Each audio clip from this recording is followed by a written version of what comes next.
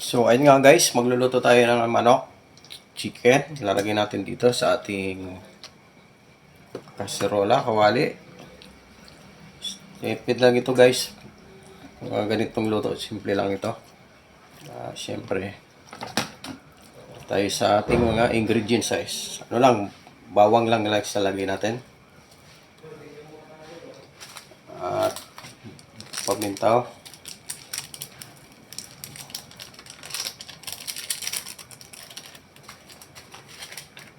Oyster sauce. Yan. Kainin natin yan guys.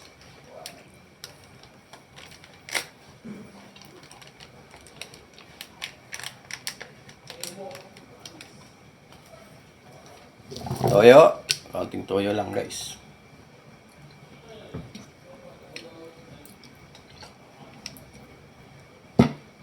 Ketchup.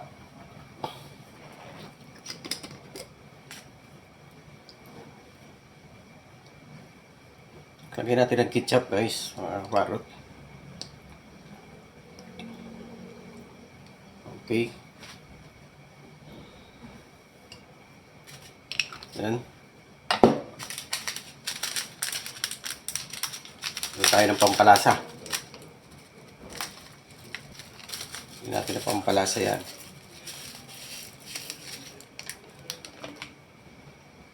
At Coke mga ka-idol. Coke ito mga ka-idol. Ito yung sasabaw natin. Lagyan natin ng konting tubig lang. Okay. At syempre, haluin natin yun guys. Mga kaparot, subukan nyo na ba ito? Okay.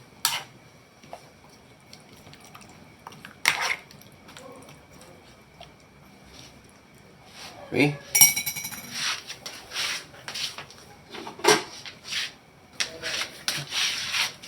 Takpan na natin guys. Salag na natin.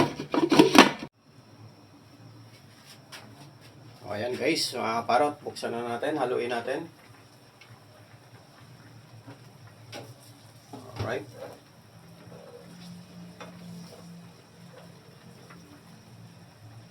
Guys, ito nga palang pinaglulutuan ko. Dito ko sa TikTok nabili. Ito. Tsaka ito. Sa TikTok din to. Silicone to guys. Panghalo ko. Gata na ng kutsara. Ayan.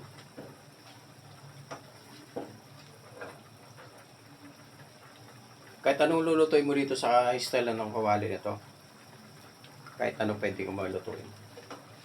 Kasi lang dito guys ang mga 1 kilo.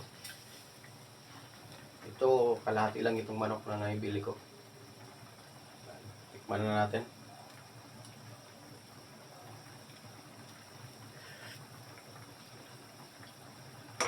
Hindi. Alright. Takpan na natin. Maglalagay tayo dito ng parsley.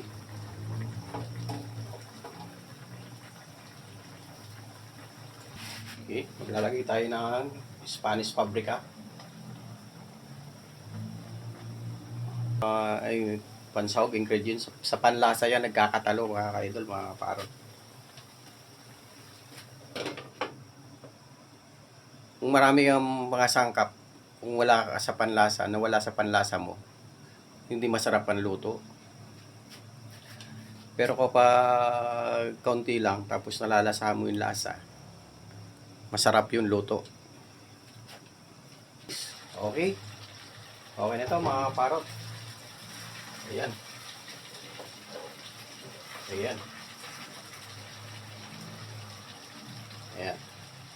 Nag-alat chicken barbecue mga ka-idol, mga kaparot. Luto na to. Okay.